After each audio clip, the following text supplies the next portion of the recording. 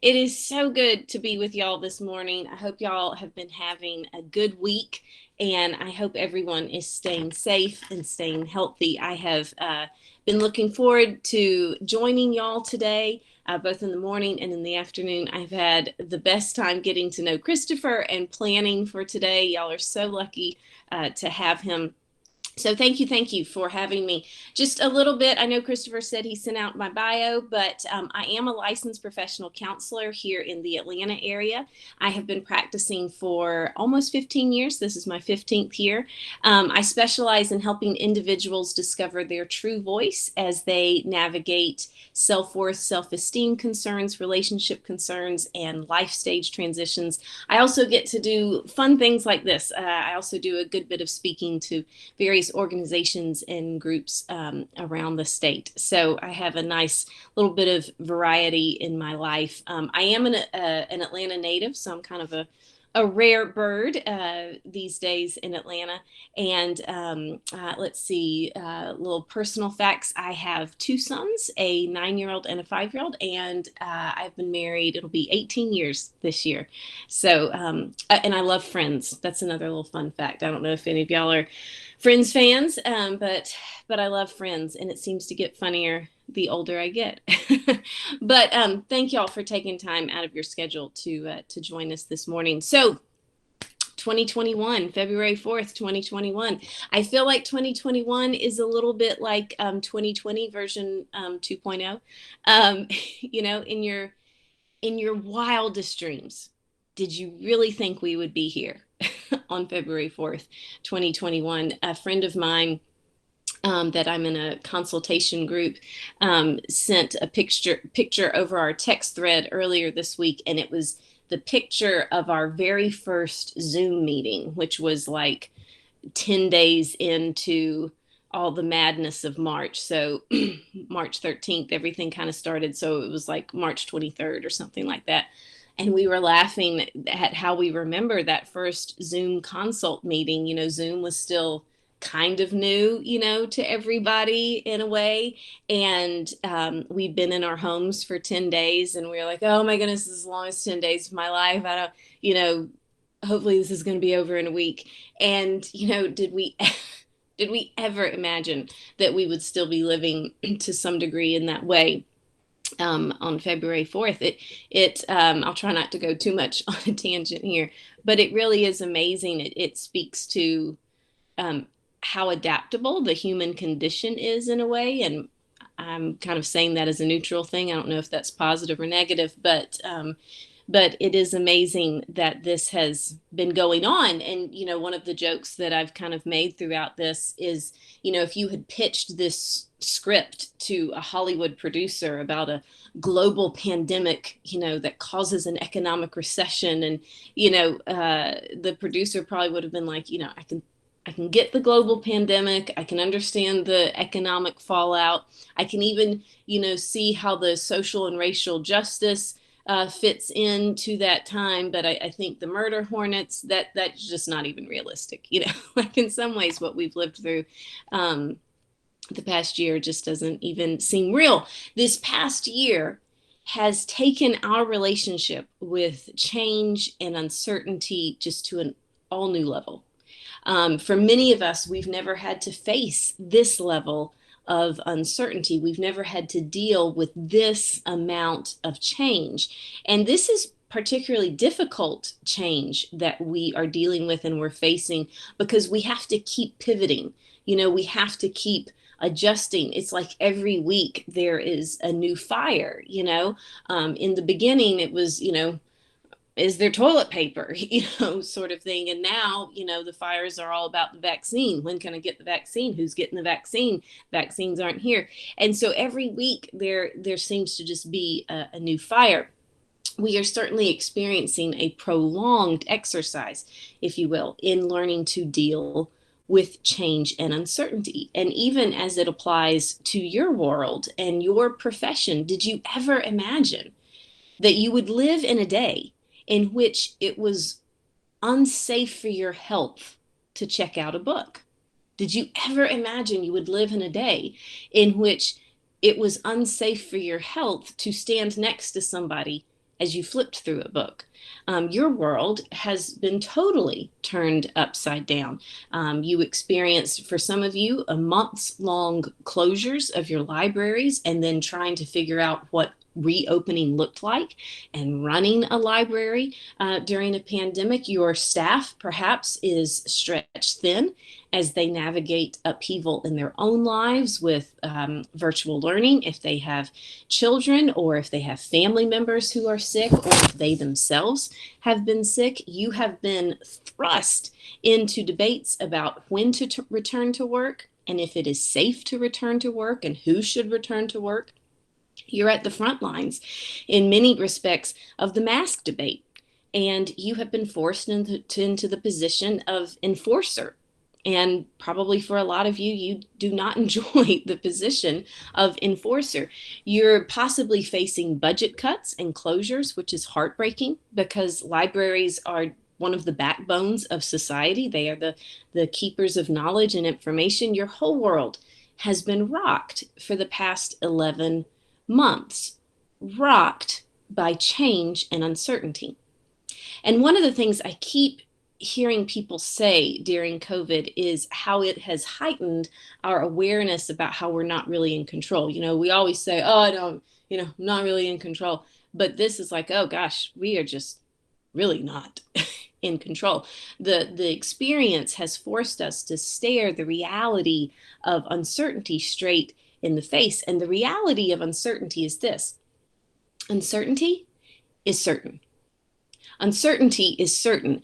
Even once COVID settles down, even once COVID becomes something we talked about, back when, we will still have to contend with unexpected change, unknowns, and new things. COVID is going to go away, but as long as we're breathing, right, we will have to contend with change and uncertainty. And change and uncertainty are hard for us. Even if you're the type of person that just loves variety and loves change and loves to be spontaneous, that is still how you create a plan for your life. Even if you don't like to have a plan for your life, that's your plan for your life. The fact that you don't have a plan is your plan. The fact that you love change and variety and spontaneity is how you create certainty in your life. So we all crave certainty in some way and in some degree. Interestingly enough, at the beginning of this year, I was doing some studying about change and how, as human beings, we handle change. Little did I know, right? Little did I know. And I came across this quote, which I think is really accurate. It says, the quote is this: people would rather be unhappy than uncertain. People would rather be unhappy than uncertain. And it's kind of a sad thought, it's kind of a sad truth, but I think it is true, because how many times have you heard someone else say, the devil I know is better than the devil I don't? How often do we choose something, even if we don't really want it, even if we don't like it, or know that it isn't good for us? How often do we choose something because it's certain, because we know how it's going to end up, because we know the outcome, and that certainty creates comfort? The thing that we have to understand right now, but just always in general in our lives, but the thing that's really important to understand right now is that our brains crave certainty. Our brains crave certainty. They crave certainty so much that they feel threatened when faced with an unknown. Our brains register uncertainty as a problem, as a mistake that needs to be fixed. Our brains register uncertainty as a tiger that is threatening our security. That is why we will always feel anxious when we are faced with change, even if it is change that you want, even if it is change that you're excited about, even if it is change that you have chosen. You are always going to experience anxiety when you are facing change and uncertainty, because of how our brains register uncertainty and perceiving us to be out of control of our situation. So if you have noticed an uptick in your anxiety over the past 11 months, there's a really good reason for that. And for all of us, our anxiety is high. And I feel comfortable in saying our anxiety as a society, as individuals, is at an all-time high. We are still living in a global pandemic with numbers that are still rising. We are still living more isolated and limited than ever before. We still don't have an date,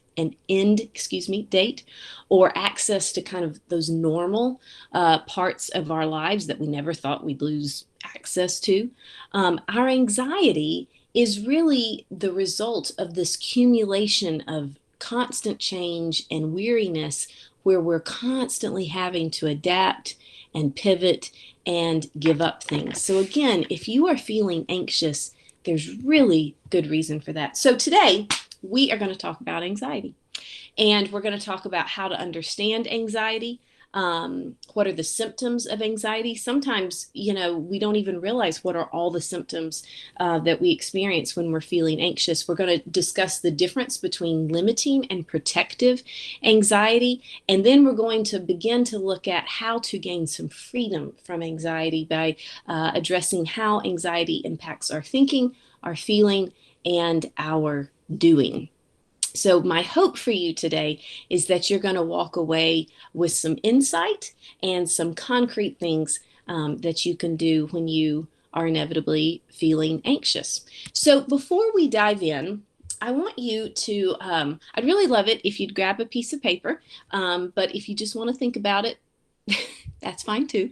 But I'd love for you to grab a piece of paper. You are not going to have to share this. This is just simply for your own personal benefit and work.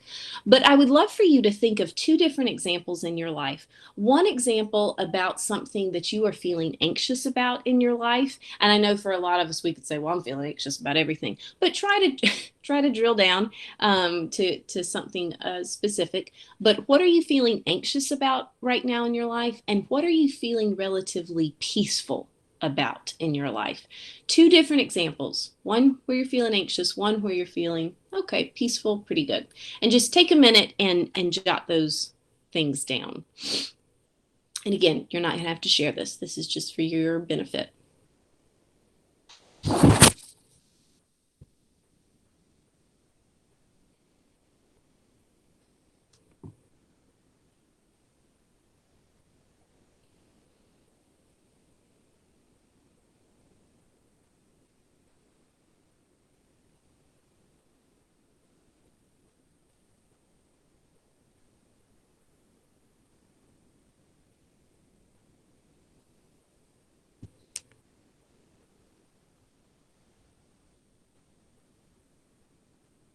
Okay, as you are wrapping that up, we have our first poll question. And Christopher, I'm going to let you read the results, because if I try to look at the results, I'm going to have to stop sharing my screen. So our first poll question: is it unhealthy to experience anxiety? So everybody, if you want to click where you need to click to access the poll questions, and let's see what we think as a group. Is it unhealthy to experience anxiety? What do y'all think? And the votes are coming in, Mazi. I'll just let you know. And I thought we might work it this way. That makes sense, because so far we have 65 at no and 14 yes. So we're getting. It's funny too, when the poll's up, I can't see how many people are in here. We're up to 146 people. That's Wow. amazing. Welcome, y'all. So we're up to 94 votes. I'll give them just a couple more minutes. I know, like, depending on if they're on an iPad, it's interesting. We found out yesterday that if you're using the iPad or the iPhone, the polls will not work with the app, but they will work on the web. So it's we're learning lots of new things. I mean, just every day we're learning something. It feels like, when it comes to technology. Okay, so let's go with what we have right now. We've got 100 votes. Okay. So is it unhealthy to experience anxiety? 84 people say no and 18 people say yes. All right. Okay. So let's dig into that question. Is it unhealthy to experience anxiety? And We are hearing more about anxiety in the news and in articles, and that's a really good thing that we are becoming more educated as a society about anxiety, because there is a lot of misinformation and myths about anxiety. And so one of the things that I really hope to do today is to clarify some of those myths. So there is so much out there that we can feel anxious about. The world can certainly be a scary place at times, and especially right now, as we have just discussed.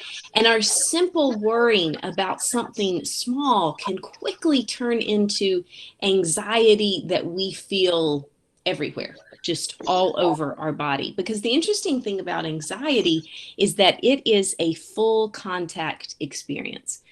It speeds us up, right? It slows us down. It leads us to make bad decisions. It keeps us from making good decisions. One of the things that we have to understand about anxiety, and this is really one of the main points I hope you take away from today, is that it is normal to feel some degree of anxiety in your life at some or multiple points in your life. Feeling anxious is really just a part of what it means to be human, because not all anxiety is bad. For a lot of us, we believe that anxiety is a bad thing, and we can develop anxiety about our anxiety. We can start to feel like, oh my goodness, I'm feeling anxious. That's not good. What's wrong with me that I'm anxious? But what we want to remember is that anxiety is not all bad. Anxiety is actually a very important part of our survival mechanism. So everyone feels anxious from time to time. And if somebody tries to tell you, excuse me, that they never feel anxious, that they are just always peaceful and joyful, they are either lying, they are in denial, or they are so emotionally disconnected from themselves, they could not find themselves in a mirror. So everyone feels anxious from time to time. So if you worry, if you ruminate, if you have anxious thoughts, you are not alone, and there isn't something wrong with you. And especially right now, if you have been feeling anxious and if your anxiety has been higher than normal, I would say that that is a normal response to the circumstances at hand. In fact, I would even say that is a healthy response, because it shows that you aren't numb. It shows that you are aware and awake, and you are noticing what is going on around you. You are noticing the high degree of uncertainty and change around you. So it is normal to feel anxious. However, you do not have to live in the grip of anxiety. It's normal to feel anxious, but anxiety doesn't have to control your life. Your life, your relationships, what you say, what you don't say, what you do, what you don't do, those things do not have to be controlled by anxiety. There is another way. For instance, we can learn to manage our anxiety. And I think that's what a lot of us would like to do, kind of give me some tips, give me some strategies. And those things are important. I'm not knocking those, and I'm going to give you some of them later. But I'll be honest, how I see it in working with my clients is if we just try to manage anxiety, it's kind of like we're just throwing the beast a bone. We're just kind of settling it down for a little bit so it won't bother us. I think we can do better for ourselves.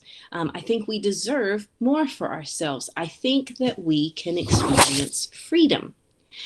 Being free, experience freedom when it comes to anxiety means that we understand our anxiety. We understand what it looks like in our lives. We understand its roots, its power, and then we make changes accordingly in our lives. And let me say this before we move on. Freedom from anxiety means that we are free of its suffocating power over our lives. We are free to identify when we are experiencing it, and we hold the power to stop that anxiety spiral. That is freedom. Freedom from anxiety does not mean we will never experience anxiety again. So just, excuse me, a little bit of clarification there. Because remember, anxiety is a big part of being human. So when we use the word anxiety, when we talk about anxiety, what do we actually mean? What are we actually talking about? So let's define anxiety so that we're all on the same page. Anxiety is the anticipation of a future threat. There's nothing concrete, there's nothing for sure, but we anticipate a potential threat to our security, to our well-being, to our relationships, whatever it may be. As a result, we feel apprehensive, we feel uneasy, and these anxious feelings may or may not be rooted in reality. They may or may not be a proportionate, rational response to the situation at hand. Anxiety impairs our ability to act, to change, to make decisions, to express ourselves, and focus on the present. Because when we are feeling anxious, we are either replaying the past or we are trying to forecast, predict the future. So anxiety really impairs our ability to live in the present, to live in the moment, to be present, if you will. So what is the difference between stress and anxiety? Because these are two words that we often use interchangeably, but they are actually two different experiences. They are two different things. Stress is triggered by a specific event. And when that situation is resolved, we will usually experience a decrease in our stressful feelings. So for instance, excuse me, for instance, moving is stressful, right? If you move 3 miles or 3,000 miles, it is a stressful experience to move. Once you get settled in your new place and begin to unpack your boxes, usually that stress begins to decrease. Anxiety, on the other hand, is more of kind of a worldview. It's more of a global view where your brain views many things, everything as a threat to your security. If you stay stressed long enough, if you stay in a stressed state long enough, you will develop anxiety and you will develop depression because stress chemically depletes all the good hormones, all the good stuff in our brain. Ongoing stress chemically depresses us. So stress can lead to anxiety, but stress and anxiety are actually two different things. So I mentioned our brain. Let's go back and talk about our brain for just a minute. I personally have found it very helpful to understand anxiety's relationship with our brain's fight or flight mode. You see, our brain's one job is to keep us alive. Every organ in your body has a job, and your brain's one job is to keep you alive. And, you know, the fact that we're all here together this morning, I would say your brains are doing a great job. But your brain's one job is to keep us alive. And so the way that it does that is your brain is constantly assessing your environment. Your brain is constantly assessing if you are in danger or if you are okay. Am I in danger? Am I okay? What do I need to do in order to survive? This is part of your brain's fight or flight response. Essentially, your brain is always on the lookout for tigers. Your brain is always on the lookout for anything that could threaten you. The problem with this response, though, is that our brains don't understand degree of danger. Danger is a black and white thing. I'm either okay or I'm in danger. There's not a lot of gray. We actually have to train our brains to see the gray. And if our brain thinks that we are in danger, and as a therapist friend of mine likes to say, our brains see a lot of tigers out there where there aren't actually tigers, our brain's going to send us into fight or flight mode. So when the doctor says, call me, when your partner says, we need to talk, when an unexpected deadline crosses your desk, when you have to have a difficult conversation with someone, when you're living in a pandemic during a very contentious presidential election and an economic recession, anytime your brain perceives uncertainty or perceives that you are not in control, your brain sees that as a threat and is going to send you into fight or flight mode, which means that instantly all of these things are going to begin to happen. There's going to be an increase in adrenaline. Adrenaline starts pumping through your veins, right? Because you have to either fight the tiger or you have to run real fast from the tiger. Your muscles tighten, again, to either fight the tiger or to help you run. You become hyper alert. Are there more tigers around? Are there more threats around? Are there going to be more bad things that happen? Digestion stops. This is the one that fascinates me. When you are in fight or flight mode, your stomach, your body stops digesting food as it usually does, because think about it. If your body's trying to conserve energy so you can fight the tiger or run from the tiger, you don't really need to digest the hamburger you had for lunch, right? Because body's trying to conserve energy. There's an increase in blood sugar for energy, increased in heartbeat and blood pressure, increased breathing, increased perspiration. Cognitively, our thinking changes. This is also really interesting. Cognitively, our thinking changes because in fight or flight mode, our brain is only wired, if you will, for quick response. In fight or flight mode, our brain is not in the position to think through decisions and make long-term decisions as we assess the cause and effect of the blah blah and the blah blah. Our brain is only ready for quick response. Also, as a result of that, it means that our memory becomes impaired in fight or flight mode because it doesn't really matter what I did last week. It doesn't matter if I remember what I need to do 2 weeks from now. I just need to run from the tiger as fast as I can, or I need to fight the tiger as hard as I can. So our concentration decreases in fight or flight mode. Our memory decreases in fight or flight mode because our brains think that the only thing we need to be thinking about is survival. And so you can see by this list why right now you might not be sleeping well. You might have digestive issues. You might have trouble concentrating or remembering things. And that is because we are all living in fight or flight mode because our brains are assessing that this level of uncertainty, this level of rapid change, but yet things aren't changing, is out of our control. Your body doesn't think you should be sleeping right now. Your body thinks that you should be up, looking for more tigers, checking the news to find out what next bad thing has possibly happened so you can figure out a plan or what you might do. Your body doesn't think that you need to be digesting food. Your body thinks that it needs to conserve that energy. So if you've been having digestive problems, there's a reason for that. Your mind doesn't care remembering what happened on the call 2 days ago. Your mind thinks that you need to survive right now.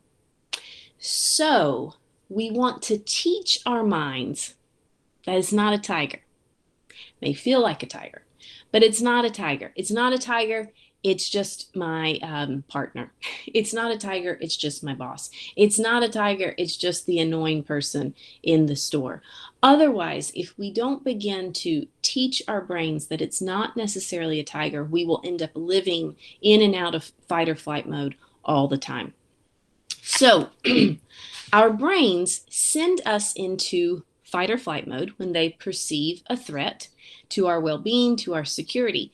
But what happens if we do keep living in this surge response? And it really is a surge response. Our adrenaline surges, our heart rate surges, our blood pressure, our blood sugar, like there is a surge. If we continue to live in this surge response, what happens, and what a lot of us are experiencing right now, is that our surge capacity becomes depleted. And I wanted to bring this up because of all the things that I've read about this year in terms of anxiety and COVID and so forth and so on. This one piece of information about surge capacity I have found the most interesting and has helped me put words and an explanation to things that I have been feeling and that I see with my clients. So what is surge capacity? Surge capacity is really what we just talked about. It is a collection of adaptive systems, both mental and physical, that humans draw on for short-term survival in acutely stressful situations. So surge capacity is why at the beginning of COVID, we made all the color-coded charts. Y'all, there is no one with more hope and optimism in their eye than somebody who's just made a color-coded chart, right? It's why at the beginning of COVID, we went on all the walks. It's why we cleaned out every closet and we started all the DIY projects. It's why we baked all the bread, right? Lots of bread. Lots of bread was made at the beginning of COVID. Maybe you're still baking the bread. But surge capacity is that rush of adrenaline where we can lift the car over our heads and save the women and the children, so to speak. But generally speaking, trauma and crisis are momentary events in our lives, right? They're momentary events. They are relatively short-lived events that can have lingering effects. But since they are momentary, our surge capacity can then renew. Our surge capacity renews when the dust settles from that acute trauma and we begin to emerge from the crisis. What we are experiencing now is different from that because the trauma and the crisis are lingering. I heard Brene Brown, I'm a big Brene fan. I heard Brene Brown liken it to living in a hurricane, and the hurricane is hitting the shore. And while the hurricane is hitting the shore, you're trying to do relief and recovery efforts. And so we're living in this prolonged crisis. And it seems that every week there's a new fire, there's a new crisis that has to be dealt with. And as a result, we aren't getting the chance to renew our surge capacity. There's been no break in the crisis, no clearing of the clouds. And so now we are depleted. So what does depleted surge capacity look like? Well, it looks like decreased focus and concentration, decreased mental energy, decreased patience, decreased motivation. It looks like an increase in temper, in anger, attempts at control, apathy, anxiety, sadness, exhaustion, stress, and boredom, kind of just boredom with life. Dr. Ann Maston, a psychologist, says this: it's important to recognize that it's normal in a situation of great uncertainty and chronic stress to get exhausted and to feel ups and downs, to feel like you're depleted or you experience periods of burnout. And again, I just want to emphasize how normal it is that you are feeling the way that you're feeling. Now, that doesn't mean that perhaps you wouldn't benefit from talking with someone, or you wouldn't benefit from medication. We're actually going to talk about that a little bit later. But what I often hear people struggle with right now is this statement of, what is wrong with me that I feel fill in the blank. And it's just very important for us to recognize it's normal if you're feeling impatient. It's normal if you're feeling more frustrated. It's normal if you're just feeling low motivation. And so we want to acknowledge that our feelings are normal. We don't want to shame ourselves for the way we're feeling right now. Now, the other part of that is that we do have to keep on keeping on. And so we want to validate the feeling. We want to acknowledge the feeling and then figure out how to keep moving forward. But if you're depleted right now, it's not because you're doing something wrong. It's not because you're not handling this well enough. No one's ever lived in a pandemic before.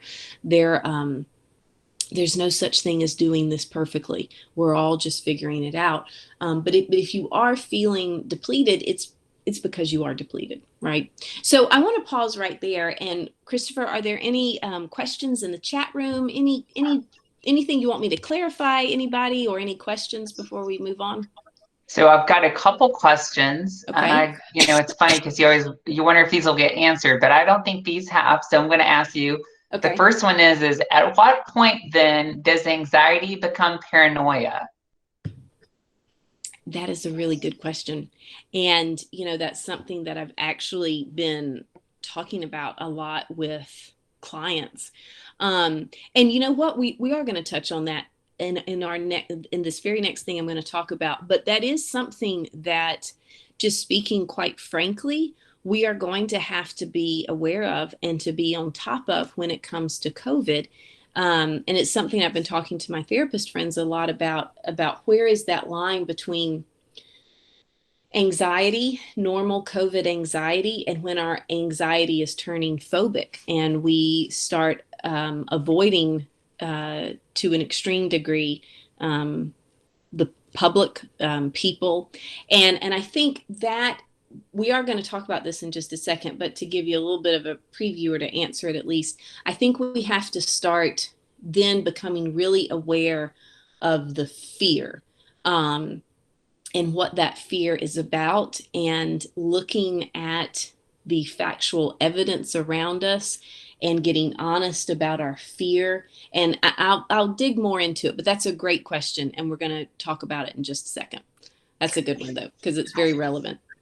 And then we have one other, is it normal, in quotes, when what causes you anxiety is also what causes you peace?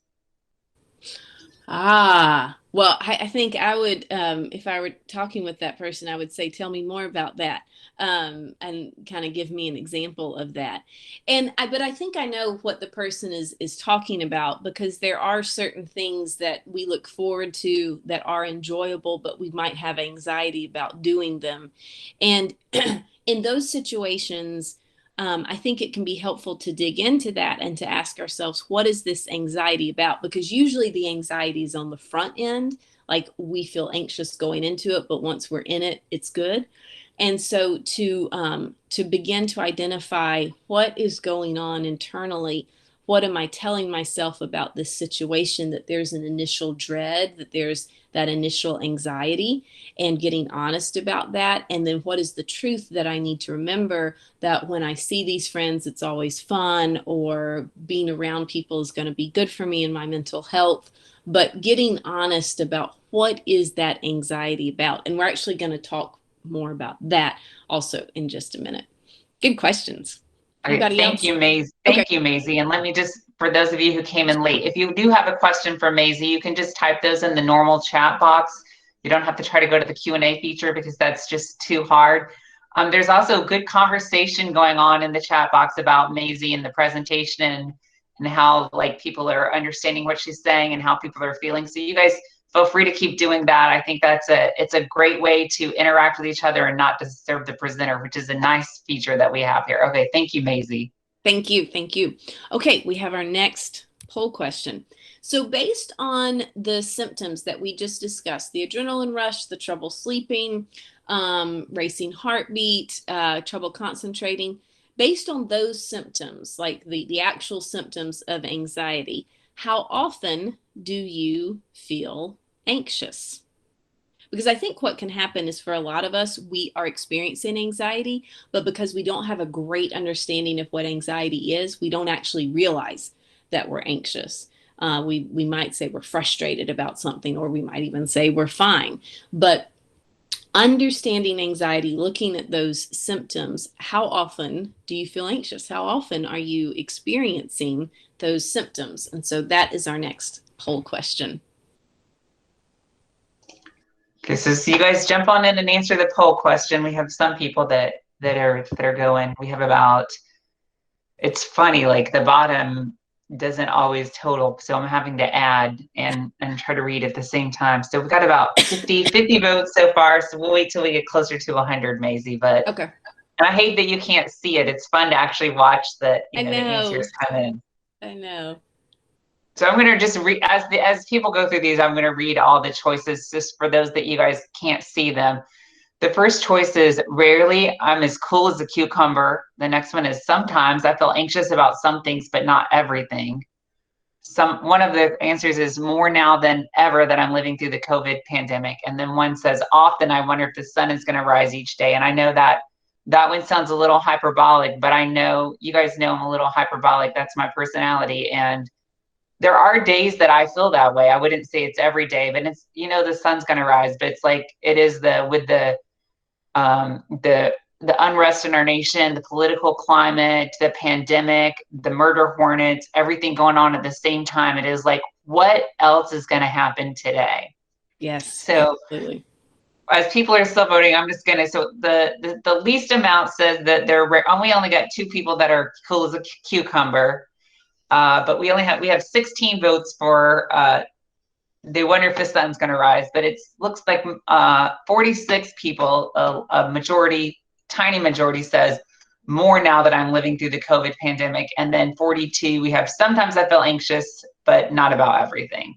Very good. Very good. All right. So we're kind of all over the place, but in that middle range, which I think is where a lot of us fall. So let's dig a little bit more into this idea that anxiety is a messenger. So, one of the key factors in gaining freedom from anxiety is understanding the difference between when our anxiety is trying to limit us, when our anxiety is trying to keep us small and in that comfort zone, and when anxiety is actually trying to protect us. Because remember, freedom from anxiety is understanding the difference between those two types of anxiety. Because remember, anxiety is not all bad. But also, we don't have to live in the grip of anxiety. But anxiety, like all emotions, is a messenger, and anxiety is always trying to tell us something.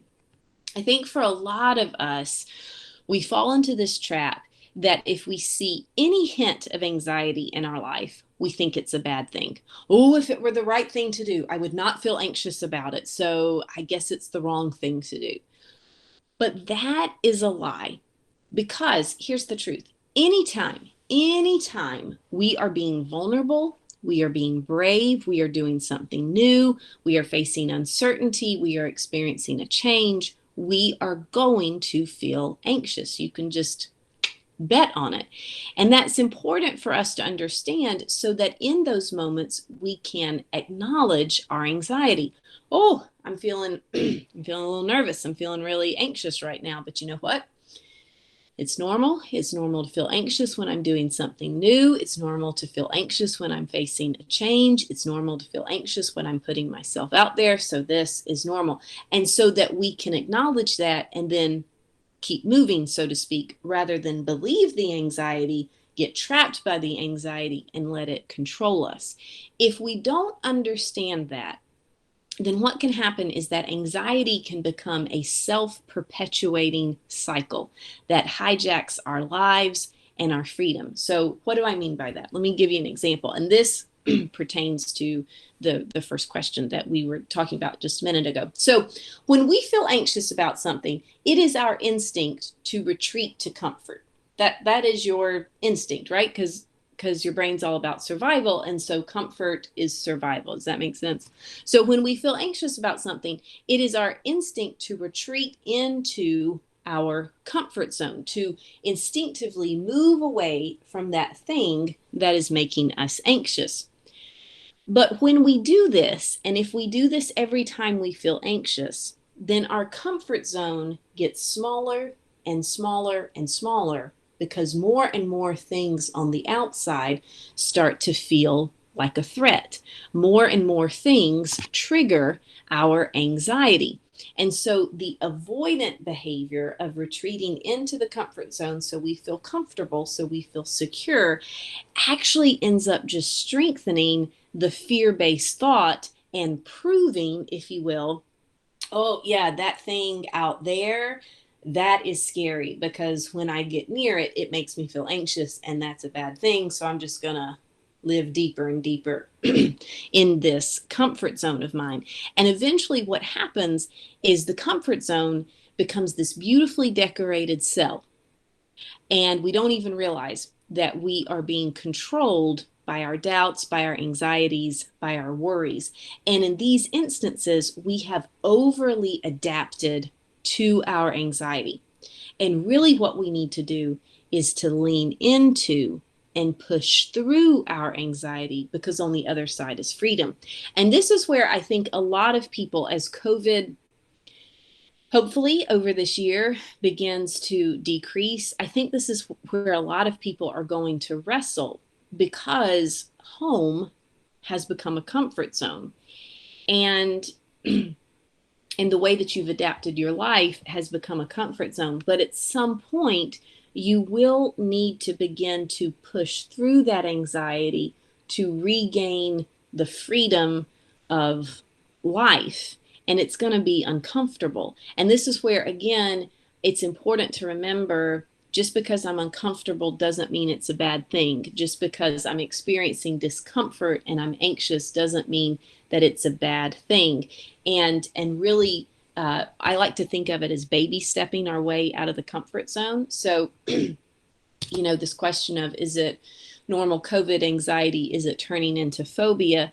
Well, think of it as almost like construct a hierarchy for yourself. So what is the, and I'm totally going off, I hadn't planned to talk about this, so I'm going off on a tangent just a second. But to almost think of constructing a hierarchy for yourself. So what is the thing that you're like, oh my goodness, I just would never do? You know, like I am at a 10 on the anxiety scale of I can't imagine going into a crowded bar. I mean, that's just COVID central. To what is the thing that causes the least amount of anxiety for me when it comes to COVID? Walking in Piedmont Park. And I say Piedmont Park because there's usually a lot of people there. And so you baby step your way out of that comfort zone. And so you start walking in Piedmont Park. And at first you're going to feel anxious. You're going to feel some discomfort, but you keep walking in Piedmont Park until that anxiety dissipates and your brain sees not a threat. No tigers here at Piedmont Park. And then you move to the next thing. Okay. So then the next thing might be going inside somebody's house, a friend's house. And so you just kind of keep baby stepping your way up that hierarchy. And I'm happy to explain that a little bit more at our next Q&A break, but that's kind of what I mean. So sometimes we need to listen to our anxiety or sometimes we need to acknowledge our anxiety and acknowledge that it's trying to limit us and we need to push through that anxiety. But sometimes we actually need to listen to our anxiety because it's trying to protect us. Remember, the whole point of anxiety is to keep us alive. It's a part of our survival mechanism. So for instance, if I went on the top of a building and I looked over the edge and I thought, oh, I think I can fly, let me jump.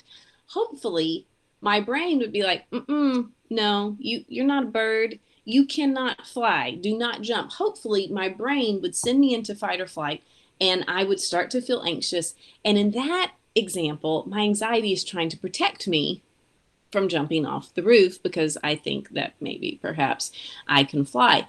When we choose not to listen to our anxiety when it's trying to help us, when it's trying to protect us, we actually end up creating more pain and discomfort in our lives. So let me give you an example of what I mean by that.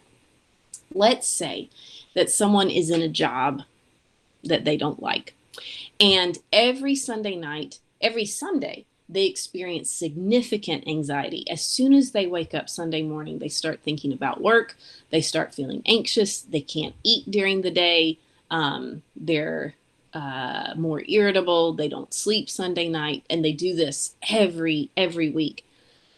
Instead of listening to their anxiety, so to speak, and acknowledging, I don't think I have to feel this way. I don't think I'm supposed to feel this way. I don't think my job should make me this miserable. I think my body is trying to tell me something. I think my body is trying to send me a message.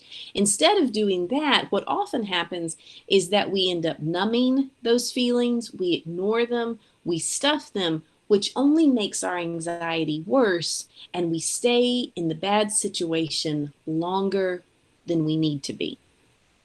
Anxiety is always telling us something, always. Our challenge is to learn if our anxiety is trying to limit us, trying to keep us small in that comfort zone, or if our anxiety is trying to protect us and warn us. Sometimes we have to lean into the anxiety and accept that it's part of the process of change, taking a leap, being courageous. And sometimes we have to listen to our anxiety, stop, and make a change because what we are doing is not good for us. If we can learn that distinction in our minds, in our bodies, in our spirits, then we will experience freedom from paralyzing anxiety. So let me just pause for just a second, and then we're going to kind of go into our next section. But any questions, anything you'd like for me to clarify about that?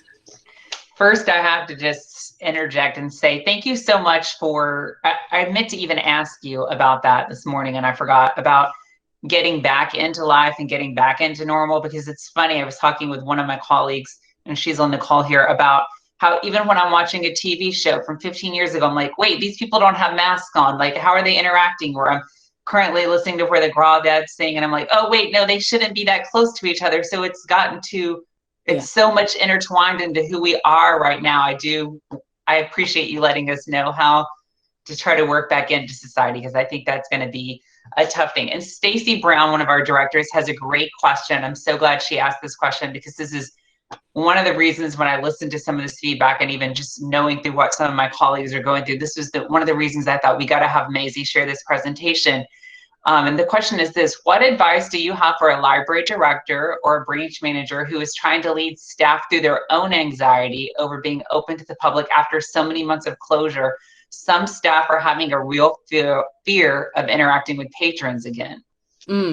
Yes, that's a great question. And yes, I'm sure a lot of you are facing that. Either you're on the leadership side or you are on the staff side.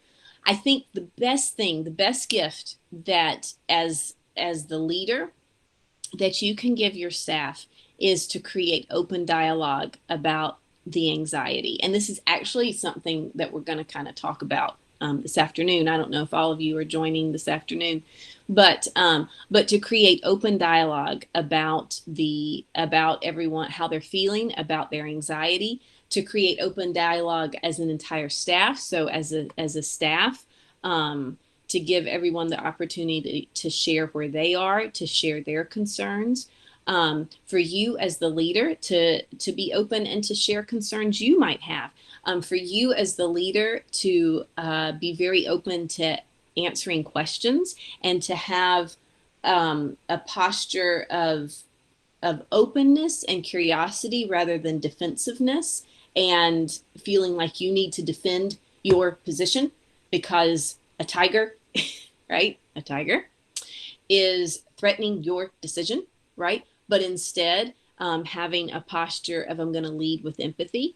So I'm going to acknowledge that this person who's speaking with me is feeling anxious. I'm going to acknowledge and validate their anxiety. And then I'm going to take a posture of curiosity. Tell me more about that. What could help you feel safer right now? What could I do to help facilitate that? What can we do together to come to a place that feels comfortable for you, but also is in alignment with what we need to do with the library as a whole? So I think a posture of empathy, reflective listening, and a posture of curiosity can be really helpful.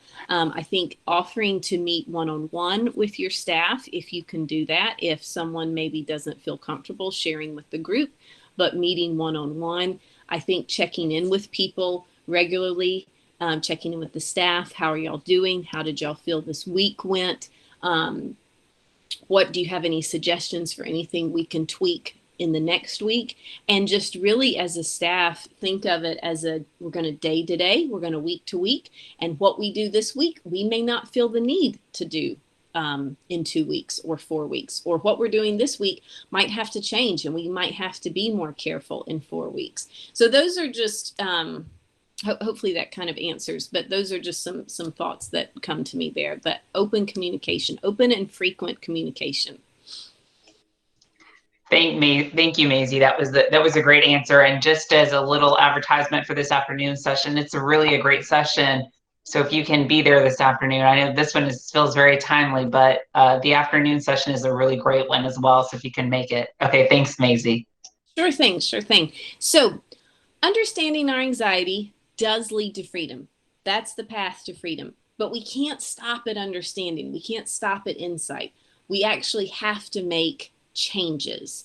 We have to make changes in our thinking, in our feeling, and in our doing. As we said earlier, anxiety is it's a full body experience. It impacts our thoughts, it impacts our emotions, and it impacts our behaviors. So if we want to gain more freedom from our anxiety, then we have to address those 3 areas of our life.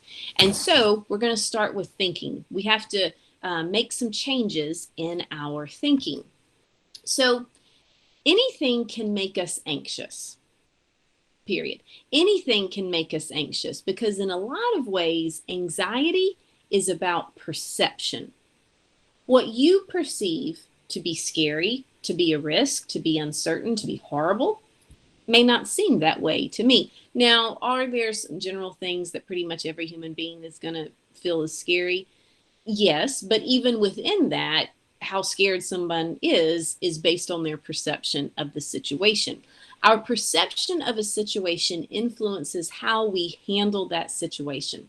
So, the one question, I guess this is the second thing that I really want you to remember from this morning. The one question that I would encourage us all to get in the habit of asking ourselves, and this question really can change your life. And I know that that sounds like a little bit of hype, but it is a life-changing question to get in the habit of asking yourself this question. And here's the question: what is the story I'm telling myself?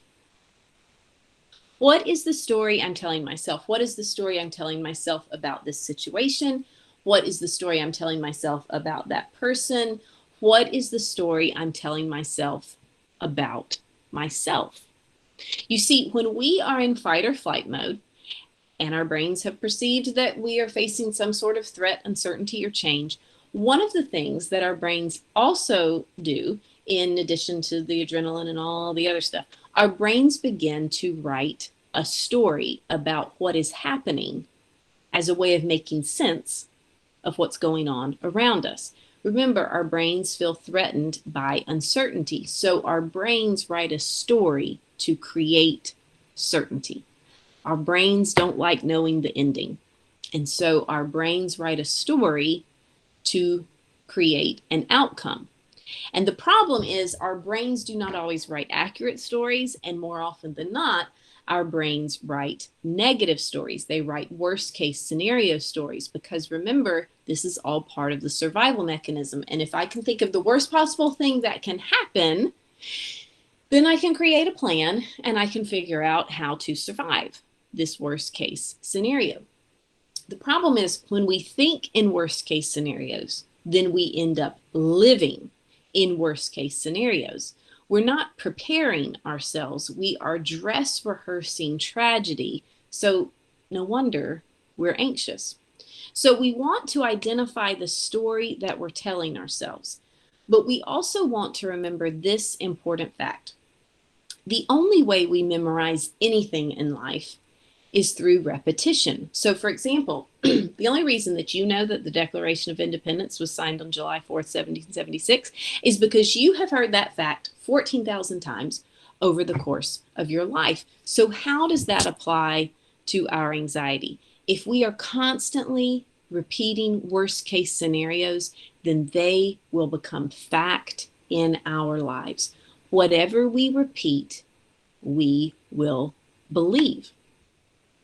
So good things don't happen to people like me.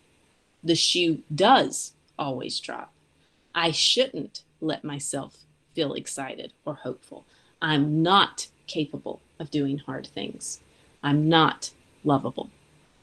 We have to be careful what we repeat to ourselves because that will become our truth and we will live out of that mistruth.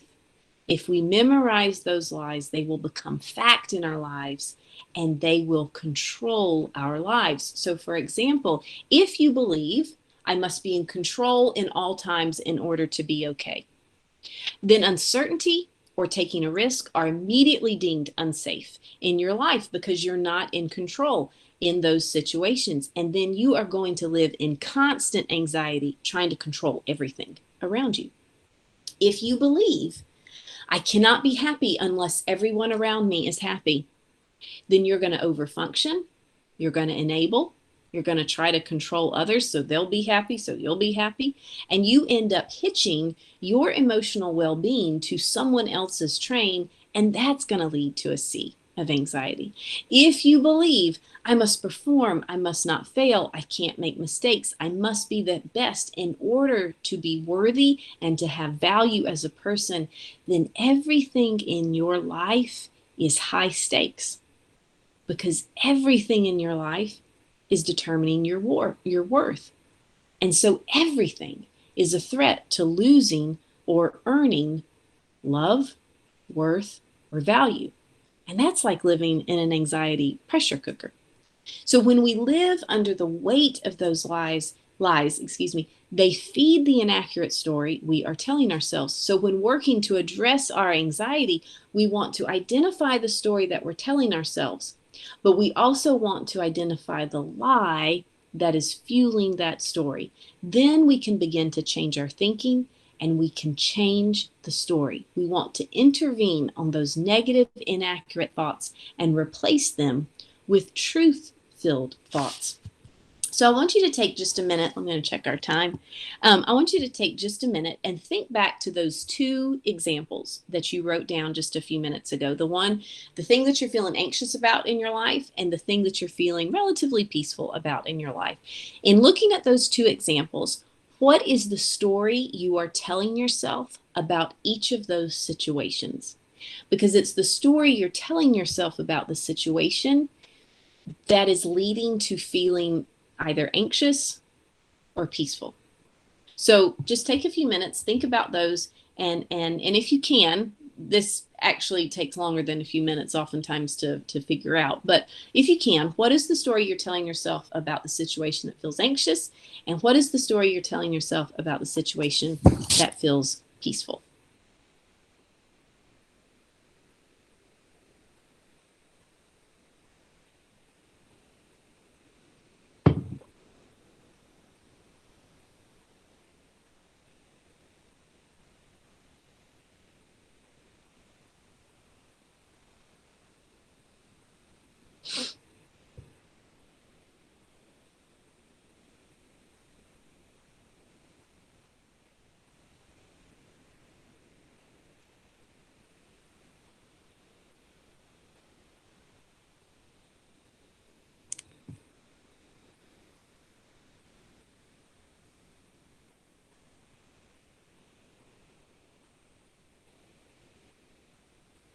All right.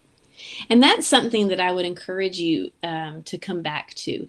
But that question, what is the story I'm telling myself?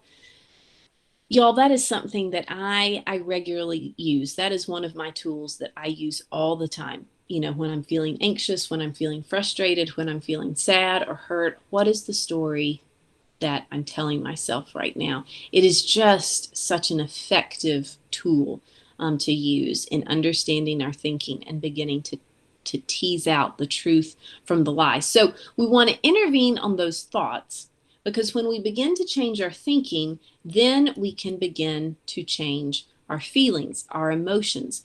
Anxiety is most definitely affects how we feel, obviously. And yes, when we're experiencing anxiety, yes, we do feel anxious, we feel nervous, but we also may feel other things. And in fact, this is where people can often not realize they're experiencing anxiety, because how anxiety manifests in their life is not feeling anxious. So anxiety can manifest in our lives by feeling angry, by feeling easily frustrated, by feeling impatient, by feeling sad. Sometimes folks' anxiety manifests in withdrawing and beginning to almost underfunction, and just feeling overwhelmed, that you kind of retreat in your life. And so, you know, for a lot of people, they may say, well, I haven't really felt anxious this year. Okay, but have you been more impatient? Have you lost your cool a little bit often? That's anxiety. And so it's important to know how your anxiety emotionally manifests in your life. And so when it comes to our anxiety, we want to be curious. We want to be curious about our feelings. And what that means to be curious, we just want to notice. We just want to notice that we're feeling something, that we're reacting to something. We don't want to judge the feeling. We don't want to chastise ourselves. What's wrong with me that I'm feeling this way, that I'm doing this thing? We just want to be curious. I'm feeling kind of down today. I wonder what that's about. Let me get curious about that.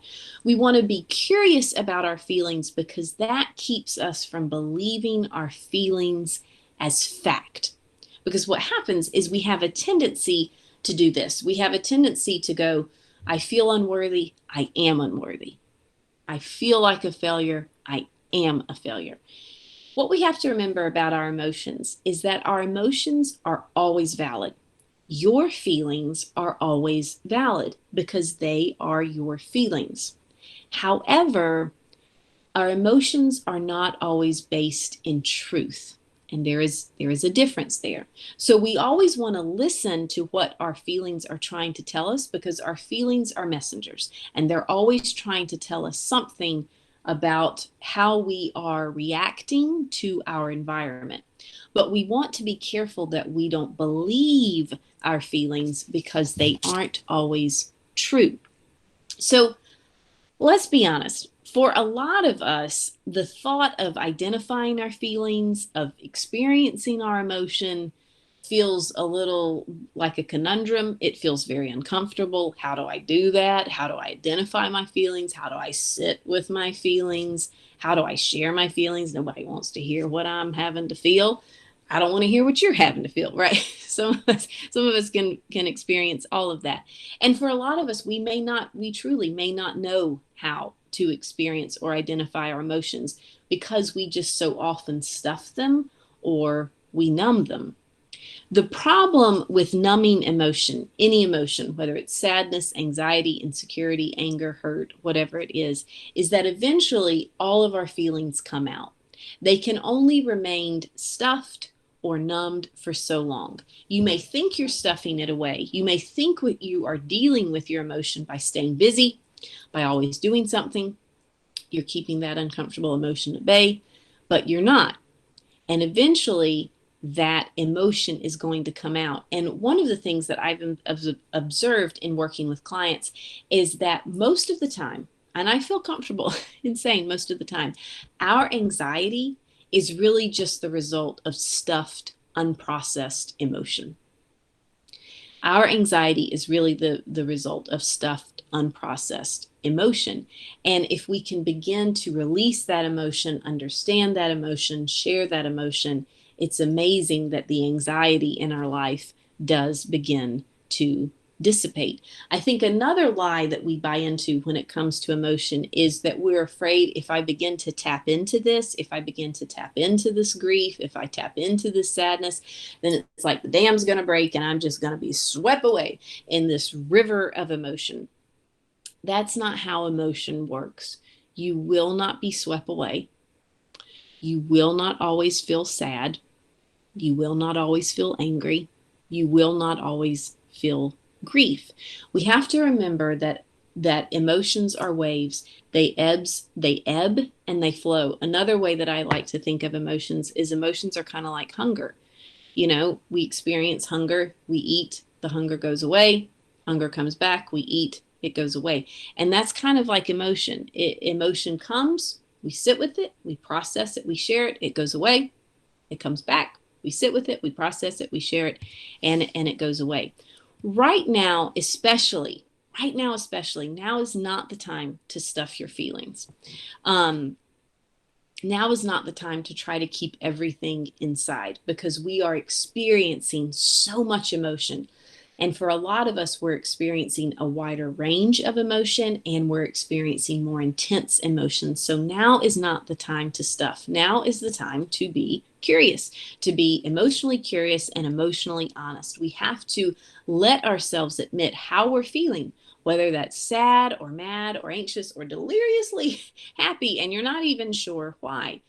Because the thing we have to remember in life BC, in life before Corona, we might feel something. We might have a tough day at work. We might have a difficult conversation with our supervisor. We might feel frustrated. We might feel sad. And we could easily escape that emotion by going to the gym, having dinner with friends, going to the next carpool, going to the next soccer practice.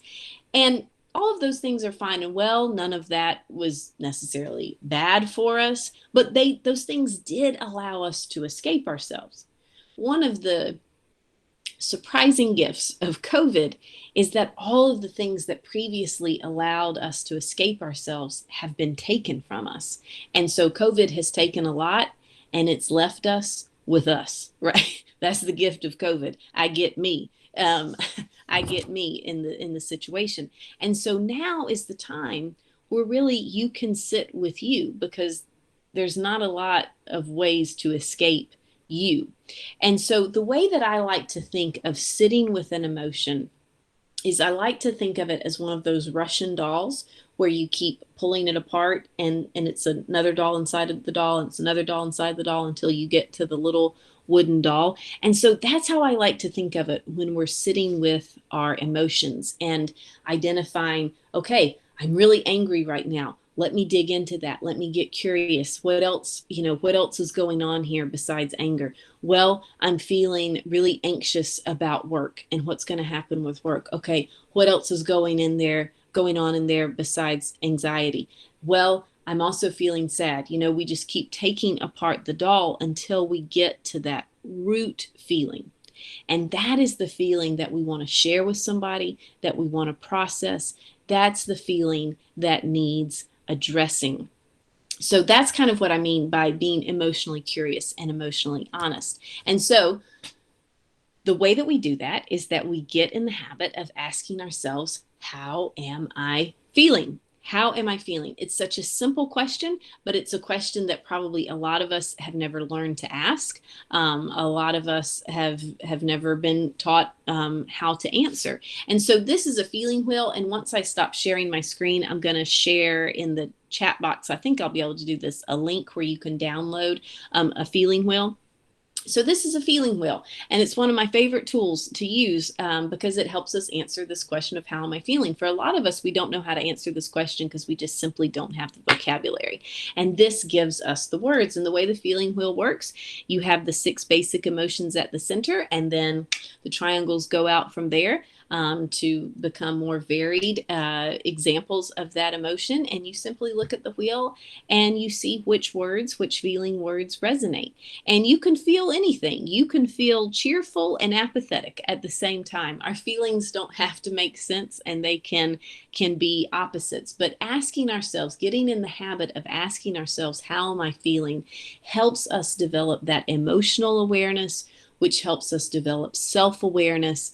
And that is going to make us more effective in all of our relationships because we are going to be able to share and talk about what is actually going on with us rather than going off on something small. Let me give you an example. Let me check my time just so I'm staying aware of the time. Let me give you an example. Let's say you walk into the kitchen and you've just cleaned up the kitchen and somebody has left a glass on the counter.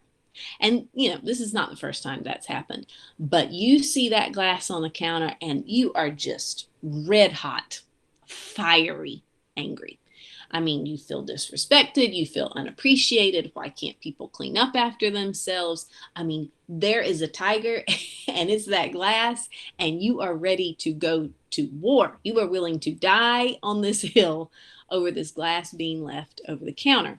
So when we are not emotionally aware, when we're not emotionally curious, what happens is that then we just go for it and we start tearing into whoever's around. Who left this glass? Don't you see that I cleaned up the kitchen? Why can't you ever help? Why can't you ever respect and value what I do? Blah, da, da, da, da, da, da. Or if we're wanting to be emotionally aware and emotionally curious, we can take a pause. We can say, right now, I'm really angry about the glass. So what do I know about anger? What we know about anger is that anger is a secondary emotion, which that there's always something underneath anger. And the 3 emotions that are always underneath anger are sadness/hurt, fear/anxiety, or shame. So I'm really angry. I know that I'm angry, but what else am I feeling, right? We're taking apart the Russian doll. Well, today I'm actually feeling anxious. I'm feeling anxious about work. I'm feeling anxious, feeling trapped. I'm feeling sad because I just want life to go back to normal. And so then that's what we share. Rather than going off on somebody about the glass, we go to someone and we say, I was feeling really angry about the glass, but I think what's really going on with me is that today I'm just having a hard day. I'm just feeling sad. I'm feeling worn out by COVID. I'm feeling anxious about the future and the vaccine. And it's just a tough day. And we share. The person responds. We build connection. And that is much more productive that is much healthier for us in the big picture of our anxiety and coping right now during COVID. You may not have control over what happens to you in your life, but you can choose what you do with your emotional response. You may not have control over what happens, but you do have control over your emotional response. And you can let your emotions come out in helpful ways by sharing, by journaling, by processing with a friend, or you can choose to stuff them. And then they come out in explosions, or they come out in insomnia or high blood pressure or panic attacks. But your emotions are always going to come out. You get to choose how they exit your system, so to speak. So when our last poll question, when you are feeling anxious, what are you also feeling? Christopher, if you want to read those choices. So the choices are, when I'm anxious, I often also feel sad, frustrated, impatient, lonely, withdrawn, and insecure. And hopefully by now you've all figured out where to find the poll questions, if you can find them.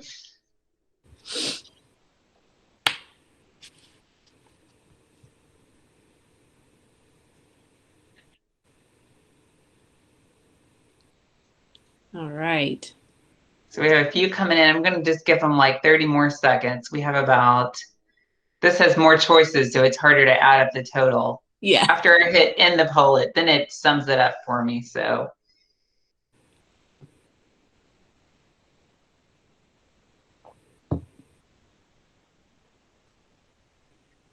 one of the participants, and we do have, just to let you know, Mazi, we have a couple more questions that have come in when you get a chance to answer this. Somebody said that you need to add all of the above as a choice for this question. That's and so it true. Is the downfall to the Google Meets is you can only choose one of the selections. And I meant to say that at the beginning, because sometimes you do feel more than one of these sometimes. Yeah, absolutely. Okay, so I'm going to go ahead and end the poll, and we will talk about, we got 97 overall, so that's good. So we got 9 people said sad, 36 frustrated. That was our largest. Yeah. The next largest was insecure with 29. Mm-hmm. 11 said impatient, 7 said lonely, and 5 said withdrawn. And I didn't vote, but I would say it is definitely a tie for me between frustrated and impatient, which I think those two are very similar. Yes, that's great. That's great. I love that emotional honesty, y'all. Very good. Very good. So yes, more questions came in. Yeah, let's go back. Now, one of these is really hard. So, but I think it's important. If you have any advice, I have to scroll back and find it. So she said, could you speak a little bit about how to lead staff through the death of a library staff member due to COVID? And I even think I've worked at a couple places where we've had a very beloved staff member die, and it's very tough, Mazi. So any advice you could give on that would be very helpful. Yes, I think, again, it kind of goes back to this idea of open communication, to have an opportunity for the staff to come together, before or after hours or over Zoom in the evening, where y'all can talk and share your feelings, your memories about that staff member. It can also be helpful to create some sort of memorial to that staff member that, maybe it's a plant and people can walk by the plant and reflect on the staff member, or maybe it's a painting. Maybe that particular staff member loved art, but there's something in the library that helps everyone remember that person, that they can walk by and feel connected to that person. But I think keeping that dialogue open of letting people share how hard it is to lose someone that they worked with every day, particularly how hard it is to lose someone to COVID, because we aren't used to losing people in this way, this suddenly, this like they have been taken by the thief in the night sort of thing. So collectively to grieve and to process, and that, for the leader, for the leader in the group, that's going to feel vulnerable. That's going to feel, and we're going to talk about this afternoon, but that's going to feel vulnerable. That's going to feel uncomfortable for you to lead people in grief.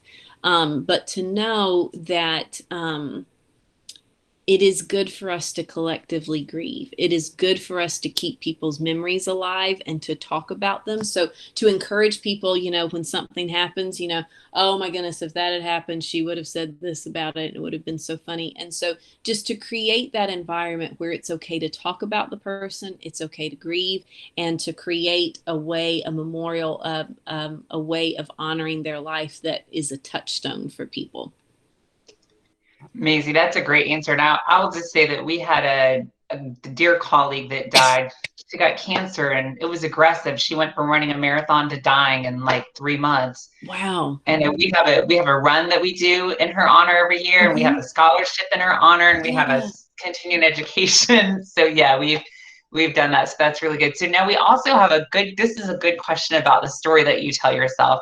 Yes. And one of our participants wants to know, what if the negative story you're telling yourself is rooted in the truth? How do you combat that negative? So that is where, and this would be a situation where I would probably say, well, tell me more about that. And so I would encourage the person to really tease out what that truth is. Because is there some lie that has weaved itself into the truth, and your inner critic is wanting to see that as absolute truth, but it's not? There's some lie woven in there. And there's a difference between truth and judgmental truth. So for instance, let's say that maybe there is some truth to the fact that I am a procrastinator. I'm a procrastinator and I'm poor on follow through. So I can tell that story to myself. I'm a procrastinator and I'm poor on follow through. And that story can be just laden with judgment, right? I can shame myself for being a procrastinator and poor on follow through. What's wrong with me? I'm so lazy. I never follow through on anything. I procrastinate. Right? There's a lot of shame in there. There's a lot of judgment. That is an inaccurate, unhelpful story that I'm telling myself. Now, a different way that story could emerge is I am a procrastinator and I struggle with follow through. So there is truth to that. There's evidence in my life that would bear that out. But I can look at that objectively. These are things that I struggle with in my life. Everyone has struggle. It's a part of the human condition. These are things that I struggle with. These are things that actually create more pain in my life. So let me get to the root of what is the story behind that behavior. See, when we look at it through a judgment-laden way, it is a mark of our worth. This is who I am. I am a procrastinator. I am poor on follow-through. It is identity. It is the story of my life, versus I struggle with procrastinating behavior. It's the behavior. It's not me. I struggle with follow through. It's the behavior. It's not me. So and then we kind of go down another rabbit hole of the story. Let me identify what is the story behind this behavior. Let me identify what is the story I'm telling myself that leads to this behavior. Well, I procrastinate because the story that I'm telling myself is I'm afraid that if I don't do something perfectly, then it's just going to prove that I'm not enough. I don't think I'm competent enough. I don't think I'm capable enough. So and again, I don't know if the way that I'm answering this speaks to this person's situation or their question, but what I'm saying does happen to folks a lot, if that makes sense. Mazi, I think that's excellent. I can't even imagine as that presents sometimes, even about things that I'm a technical expert, being put on the spot and is doing as beautifully as you have. And the person who asked the question is very appreciative, and she says, great answer. So okay. I have one more question, and I know we got to keep going. This is a good question. What are some other ways to help you control the exit of emotions from your system? You mentioned writing in a journal and maybe talking to a friend. Do you have any other suggestions? Yes, and I'm actually getting to that the next thing because we're going to talk about our behaviors. And so I'm going to give you several concrete emotions. So that's a good segue. So what I would like for you to do now, and maybe I'll give you just a second, but going back to the two things in your life that you're feeling anxious about, that you're feeling relatively peaceful about. You've identified what is the story that I'm telling myself about these two different situations. Now I'd like for you to just take a second and reflect on what are all the feelings I'm experiencing regarding these two situations. Again, it is just building that muscle of emotional curiosity and emotional awareness, which allows us to be self-aware, which allows us to change our reactions. So just take a minute and identify what are all the feelings I'm experiencing about this situation where I'm feeling anxious, and what are all the feelings I'm experiencing with this situation where I'm feeling relatively peaceful.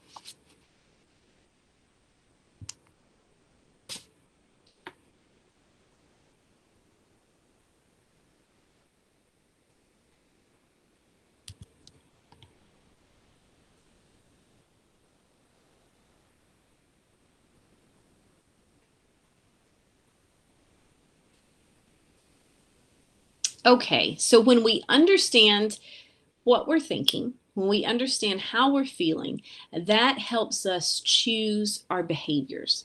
And we move out of reacting into responding. We're going to go deeper into that little piece of it this afternoon, but we're going to focus now on changing our behaviors. So, if we are not careful, one of the traps that we can fall into when it comes to anxiety is that we can begin to engage in behaviors that actually end up reinforcing our anxiety. So, what do I mean by that?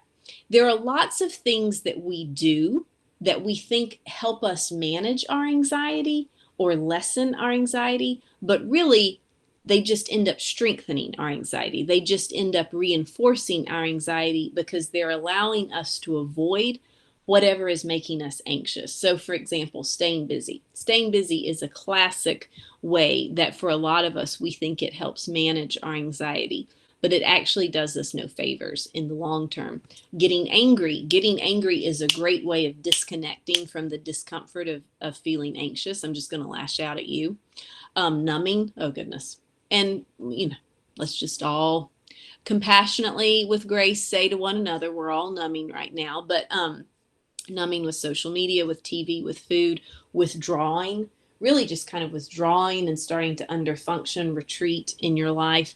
All of those things we think help us manage the anxiety, but they end up reinforcing the anxiety. So we have to choose, are we going to engage in behaviors that feed our anxiety, or are we going to engage in behaviors that fuel our freedom?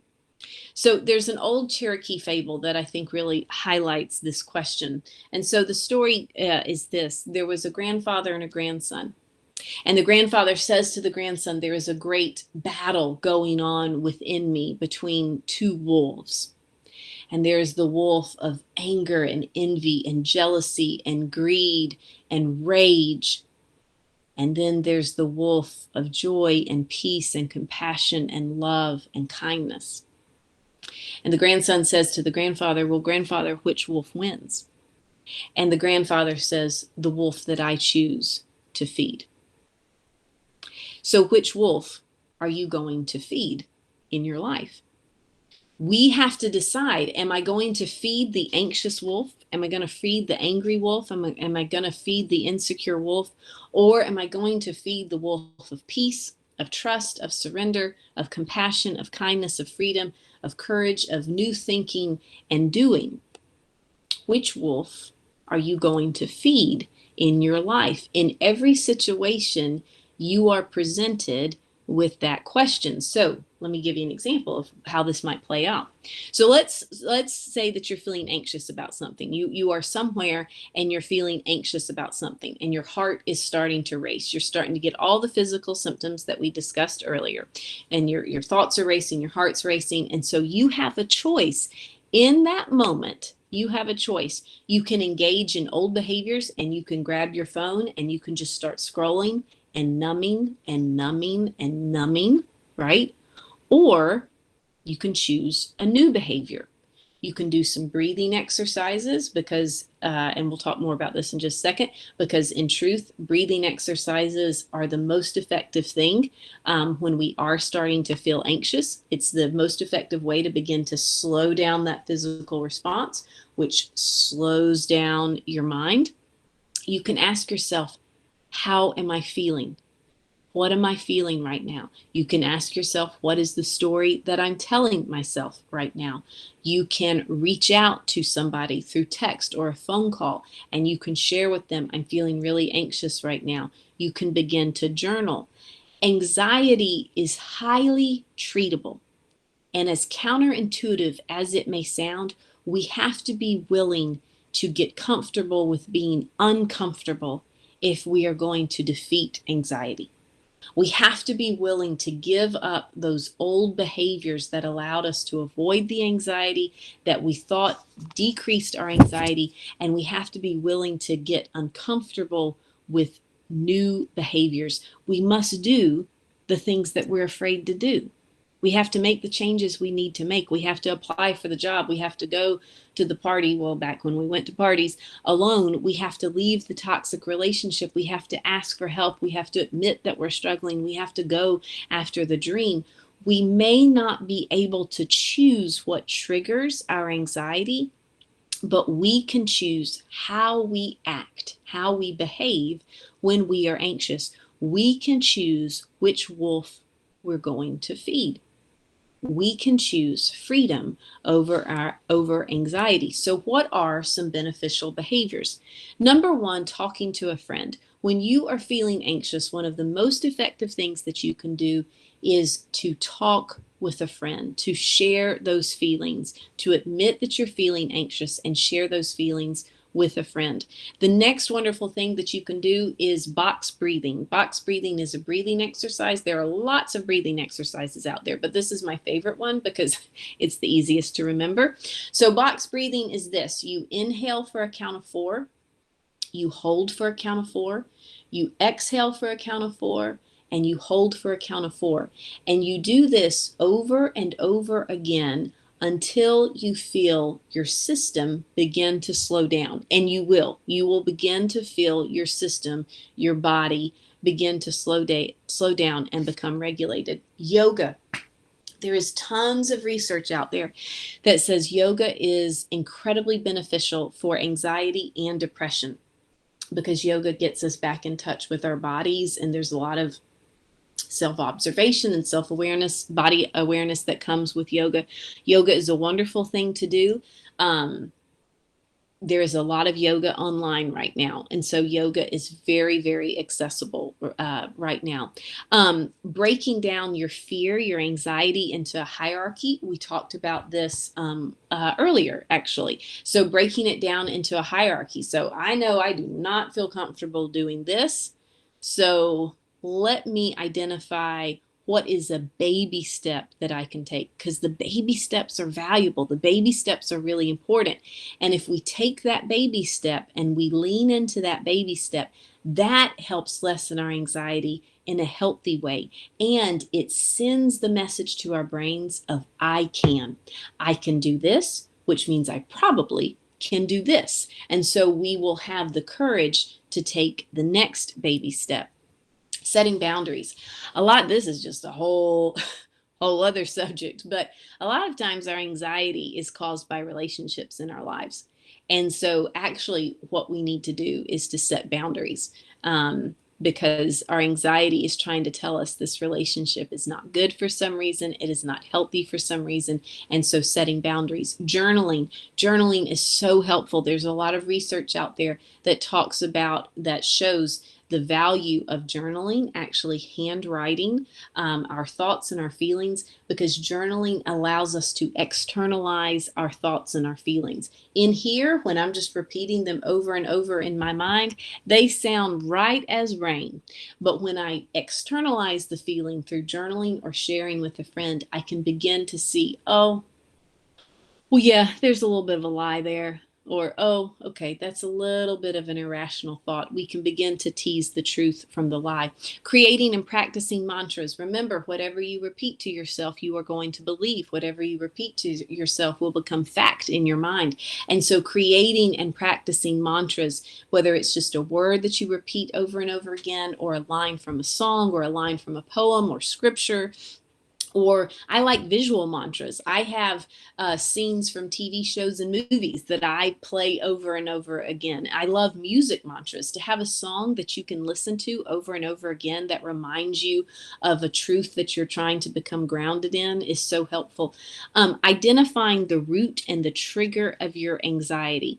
That creates lasting change. What is it about this situation, about this person, that triggers my anxiety? Let me get to the root of that and then begin to address that. And so we don't have time for this, but I would encourage you to take the final step in your reflection exercise.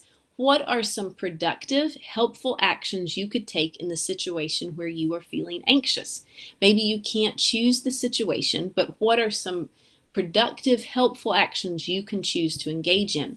And then for your peaceful situation, what can you continue to do to feed that peace?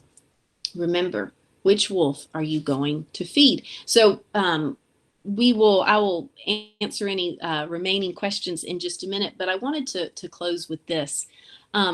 We are going to feel anxious in our lives, and we're going to feel anxious right now. And the key, as we've said, is learning to identify when that anxiety begins to rear its head. And if we can develop awareness and understanding about that anxiety, then we can gain freedom from that paralyzing grip of anxiety. So when you are starting to feel anxious, just a quick takeaway. 4 questions to ask yourself when you are starting to experience anxiety. Number 1, what triggered my anxiety? What triggered my anxiety? Number 2, how am I feeling? Number 3, what is the story I'm telling myself? And number 4, what am I going to choose to do? Friends, we have to remember that anxiety is not weakness. Anxiety is about our need for certainty and control. Our biological need for certainty and control. And living free despite our anxiety means that we have to surrender our need for control. Managing our anxiety is science.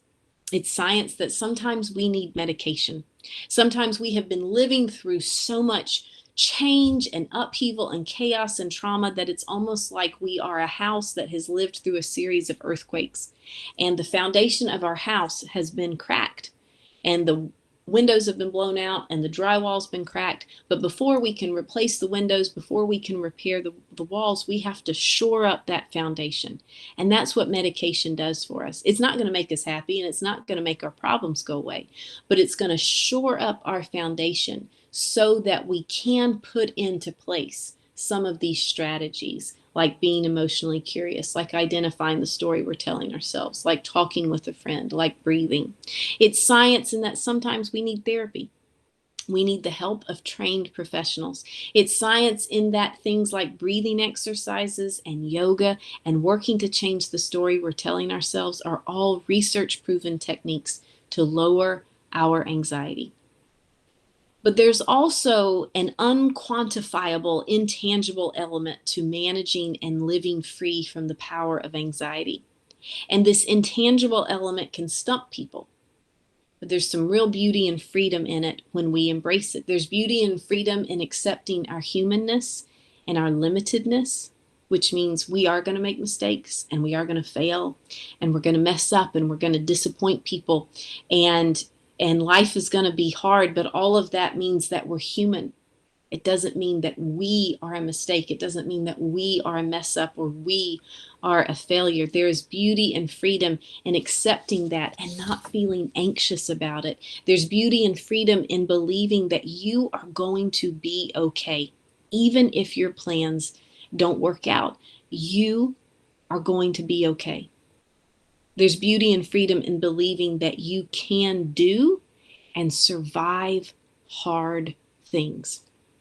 And when we experience this beauty and freedom, because in the midst of all the chaos and uncertainty and hurt, we are then able to hold on to that intangible thing called hope. You know, every bit of research says that for an individual to recover from depression and anxiety, they need many things, but above all, they need hope. If someone believes it can be better, then it is really hard. If someone doesn't believe that it can't be better, then it's really hard for them to move into a different space. We need that mustard seed of hope. I don't know how, I don't know when, I don't even know what it's going to look like. But I have hope that how I am now and my life now is not how it's always going to be. It means believing in healing we can't yet see, in grace we don't yet understand, and in freedom we can't yet fathom. Anxiety is not weakness, but freedom from the power of anxiety requires us to make some changes that are going to feel hard. It requires us to listen to our emotions and the message they're trying to send us. It requires to let go of some old negative stories we're carrying around. But most of all, it requires us to hold on to the hope that this is temporary, whatever this is in your life, and we are strong enough to survive the temporary. So y'all, thank you so much for taking your time to join me this morning. I really appreciate it. Christopher, if there are any more questions, I'm happy to answer them now. We do have one more question. It's a difficult one, so be prepared. Okay. What is the best way to talk to children about anxiety, especially with them having to go back to in-person learning after being at home for, months and months? Yes. So I'm going to stop presenting. So the best way to talk to kids is to it's in some ways kind of similar to what I was saying about the staff. You want to check in with them. You want to ask them how they're doing, and in that check-in, you want to lead with, "Gosh, I know this is hard." You want to lead with that empathy and that validation. "Gosh, I know this is hard. I know you must miss your friends. I know you must miss your teachers. I can't imagine being your age and having to live through this. I know this is hard. How are you feeling right now?" So you want to lead with empathy and then ask them how they're feeling. Chances are that the child is going to say fine. And so just let it go. They're going to say fine. And then to follow that up with, okay, well, if you're ever not fine and if you're ever having a hard day, and if you ever want to share anything, you can always come to me. And so you leave that open invitation for the child to share. One of the things that is very helpful with kids is to ask them questions like this when you are doing another activity. So in the car is a really perfect time because you're parallel. The face-to-face can feel overwhelming for a child.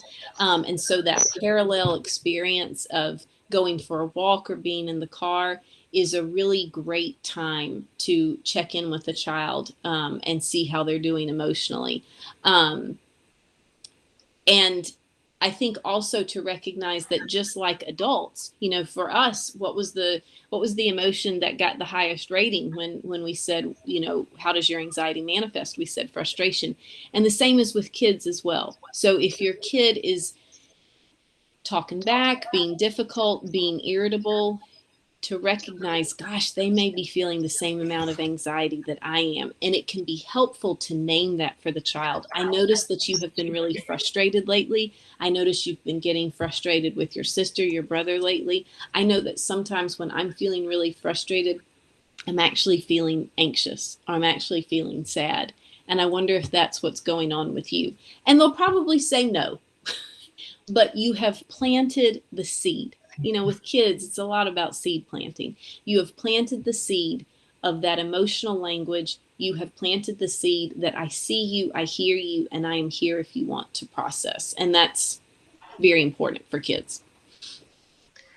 Okay, well, thank you so much, Mazi. I think this was an awesome session. Make sure before you check out, you go see all the nice thank you comments and if you want to, if you'll just send me the link for the feeling wheel, then I'll Yes, make sure everybody on this gets a copy of that. That might be easier. So, I will do that right now.